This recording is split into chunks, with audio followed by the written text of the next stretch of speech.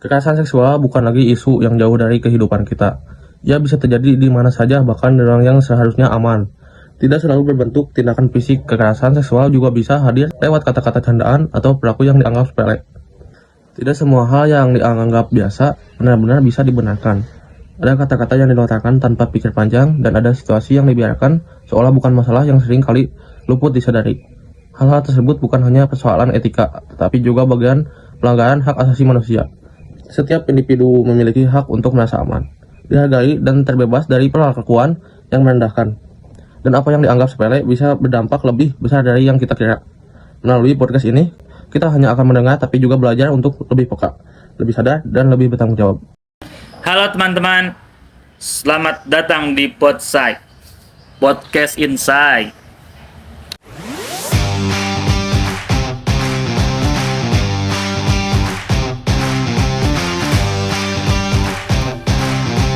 Bersama saya Zaid Farhan. Hari ini kita akan membahas isu yang sangat penting, yaitu kekerasan seksual yang sedang marak bahkan di lingkungan kampus. Di sini kita sudah bersama Kak Mega Syahbani, seorang mahasiswi jurusan Teknik Informatika, yang juga seorang researcher humaniora dan seorang aktivis. Selamat datang Kak Mega. Terima kasih sudah meluangkan waktu untuk hadir di podcast ini. Terima kasih. Terima kasih kembali juga sudah memberi saya kesempatan untuk hadir di podcast kali ini dengan isu yang sangat menarik sekali untuk dibahas. Oke Kak Mega, isu kekerasan seksual ini emang lagi sering dibahas ya teman-teman ya. Kalau kita lihat baru-baru ini sempat viral nih kasus dugaan pelecehan seksual di lingkungan kampus loh. Tepatnya di Fakultas Hukum UI yang melibatkan percakapan tidak pantas di grup mahasiswa. Nah, menurut Kak Mega nih, kenapa kasus seperti ini masih bisa terjadi? Bahkan di lingkungan kampus yang seharusnya di lingkungan kampus yang bisa dibilang prestigius gitu ya, elit ya. Terus di Fakultas Hukum yang seharusnya mereka ini menjunjung tinggi etika dan nilai etika dan hukum gitu. Gimana nih Kak Mega?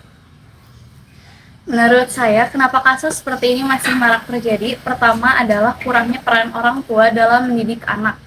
Menurut saya, seharusnya pendidikan mengenai kekerasan seksual sudah diedukasi sejak anak masih SD, masih SMP, itu harus sudah diberitahu. Mana saja anggota tubuh yang tidak boleh dibahas, tidak boleh disentuh oleh lawan jenis. Kemudian untuk kenapa di EVA, kenapa di Fakultas Hukum? Menurut saya di fakultas apapun itu pasti ada saja kekerasan seksual yang mungkin sekarang belum terekspos. Dan kebetulan di Fakultas Hukum inilah tersebar chat tidak senonoh itu. Menurut saya seharusnya orang tua, dosen, dan juga rekan-rekan yang lain jangan sampai melindungi pelaku. Karena jika kita melindungi pelaku, maka kejadian yang sama akan terulang kembali. Oke. Nah, kalau kita bicara soal pelecehan seksual nih ya Kak Mega ya, memang banyak orang langsung membayangkan tindakan fisik gitu.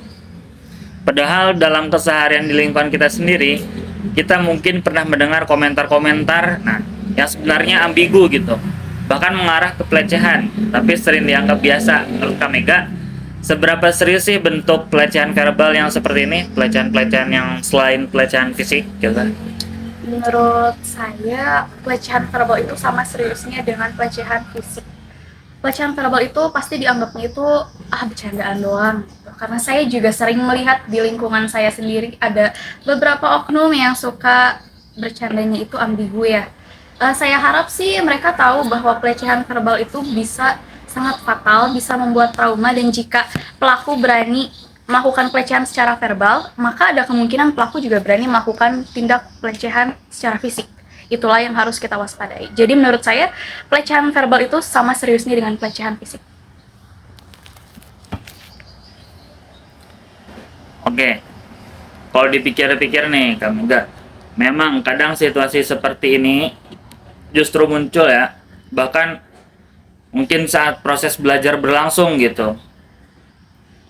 Dan yang lebih mengkhawatirkan, respon dari sebagian mahasiswa malah ikut menertawakan atau menanggapi ke arah yang sama gitu. Nah, ini gimana nih? Kembali lagi, menurut saya bercandaan yang tidak senonoh seperti ini tuh tidak boleh dilakukan. Pertama, dosen harus bertanggung jawab atas mahasiswanya. Saya pernah melihat dosen melakukan pelecehan verbal kepada mahasiswinya dan disambut meriah oleh mahasiswa yang lain. Menurut saya seharusnya hal-hal seperti ini sudah menjadi bare minimum dan menjadi hal yang sepatutnya diketahui oleh semua orang ya, bahwa pelecehan, berkedok, bercanda ini tuh salah. Dan saya harap semua orang itu ada kesadaran dalam dirinya sendiri bahwa hal-hal seperti itu tidak tepat untuk dilakukan, sangat salah. Nah, kalau setelah tadi kita berbicara tentang ini ya, situasi-situasi yang kadang tuh kita anggap bercanda gitu, tapi ternyata itu bagian dari pelecehan verbal gitu ya. Nah, kalau kita lihat dari sisi korban nih, Kak Mega, sebenarnya dampak yang mereka rasakan itu seperti apa sih? Dan apalagi ya, silakan. Dampak yang dirasakan korban itu jelasnya pasti ada rasa tidak nyaman, tidak percaya diri, dan merasa tidak aman. Apalagi yang marak terjadi sekarang, pelecehan itu terjadinya di kampus ya. Harusnya kampus itu jadi tempat yang nyaman untuk kita belajar, tempat yang aman, di mana isinya adalah orang-orang yang ingin melanjutkan pendidikannya ke tingkat yang lebih tinggi lagi. Menurut saya sih tentunya dampaknya akan sangat besar. Mungkin korban juga mau tidak mau karena merasa tidak aman harus berhenti kuliah, harus cuti, dan melakukan hal-hal yang membuat korban merasa tidak yakin dan tidak aman berada di lingkungan kampus. Berarti efeknya bukan cuma sesaat gitu ya, Kak Mega, tapi bisa jangka panjang Selamanya gitu. ya, bisa juga. Tapi nih, Kak Mega, yang sering jadi pertanyaan, kenapa banyak korban itu malah memilih diam gitu? Jadi ya gak langsung ini kan diutarakan gitu perasaannya. Nah itu kenapa itu? Menurut pendapat saya, kenapa korban memilih diam ketika mengalami pelecehan seksual itu, yang pertama adalah merasa tidak yakin bahwa orang-orang di sekitarnya akan mendukung ketika ia melakukan laporan. Dan kembali lagi, banyak sekali mahasiswa atau orang-orang di lingkungan sekitar kita yang menganggap pelecehan itu adalah hal yang tidak salah gitu. Beberapa ada yang malah, itu cuman bercanda, itu nggak Mungkin serius. beberapa orang tuh kayaknya masih menganggap ini bukan pelecehan gitu kan? Iya, bercanda. Nah mungkin pertanyaan selanjutnya gitu Kak Mega, sebagai sesama mahasiswa apa sih hal sederhana yang bisa kita lakukan kalau ada teman yang jadi korban? Yang pertama harus kita lakuin, kita nggak boleh menghakimi ya, karena siapa sih yang pengen ada di posisi korban? Nggak ada kan? Yang selanjutnya kita harus berani menemani untuk mendampingi rekan kita melapor kepada pihak yang lebih tinggi jabatannya, dan jangan menyudutkan korban.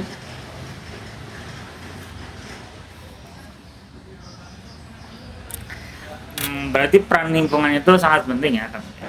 Itu sangat penting sekali.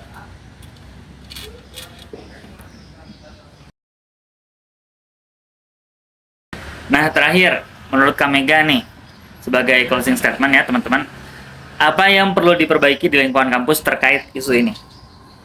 Apa yang perlu diperbaiki oleh lingkungan kampus ya? Kalau menurut saya sendiri sebagai mahasiswi, saya harap pihak kampus itu memperketat peraturan dan mempertegas hukuman bagi para pelaku kejahatan seksual. Saya harap kampus itu tidak memandang mahasiswa ini anak siapa, anak DPR, anak polisi, atau anak siapapun. Saya harap pihak kampus nggak melihat ke arah situ. Karena mau anak siapapun, kalau salah ya tetap salah, harus diberi yang namanya hukuman.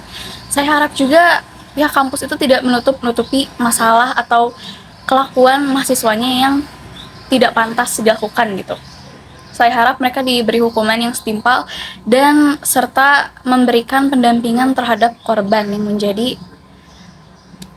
menjadi seseorang yang akhirnya terkena dampak psikologis yang bisa berlangsung seumur hidup. Oke, baik ya teman-teman. Baik Kak Mega, terima kasih banyak sudah berdiskusi dan berbagi opini. Semoga bisa menjadi refleksi untuk kita semua. Amin. Baik, saya Zaid Farhan, pamit undur diri. Terima kasih sudah menonton. See you teman-teman. Hidup perempuan yang melawan. Hidup perempuan yang melawan. Kekerasan seksual bukan hanya tentang tindakan yang terlihat jelas, tetapi juga tentang hal-hal kecil yang sering diabaikan. Tentang kata-kata yang dianggap biasa, respon yang dianggap wajar, dan diam yang sering diperhatikan sebagai persetujuan. Tidak semua hal yang terdengar seperti candaan benar-benar lucu bagi semua orang. Tidak semua ruang yang terlihat nyaman benar-benar terasa aman. Dalam banyak kasus, hal-hal seperti ini bukan hanya soal etika atau sopan santun, tapi juga menyangkut hak asasi manusia, hak setiap individu untuk merasa aman, dihargai, dan diperlakukan dengan layak dimanapun mereka berada.